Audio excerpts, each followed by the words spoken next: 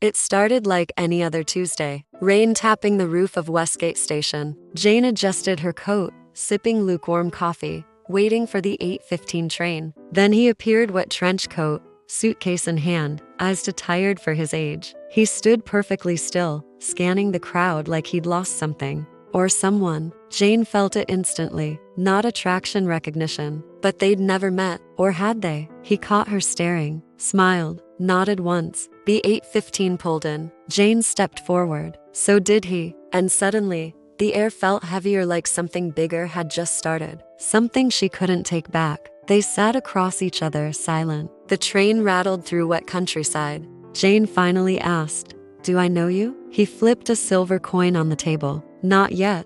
The coin spun, hummed, then stopped. "Upright. Impossible." "You did that," she whispered. "I showed you," he corrected. Jane leaned in. "Who are you?" He smiled. "I'm the version of your life you turned away from." Thunder cracked. The lights flickered. "This isn't happening," Jane whispered. "But it is," he said, standing. "You only get one choice. Follow me or stay asleep."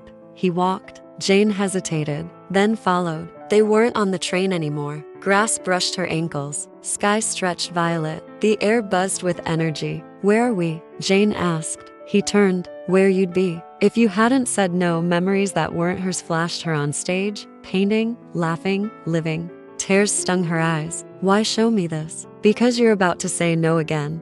"To what?" He pointed. Ahead stood a version of Jane, confident, radiant, whole. "You stopped believing in her."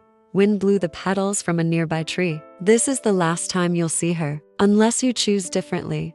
The train jolted. Jane gasped back in her seat, coffee cold, coat damp. The man was gone. The coin sat before her, upright. She looked around. Normal life, same station, same people, but she wasn't the same. Jane stood, called her boss, quit. She bought paint, booked a trip, laughed for the first time in years. Sometimes she dreams of the stranger and the other Jane. She never saw him again. But the coin still stands upright on her desk, never falls. A reminder, the future's always waiting. And sometimes it wears a trench coat and asks you to follow.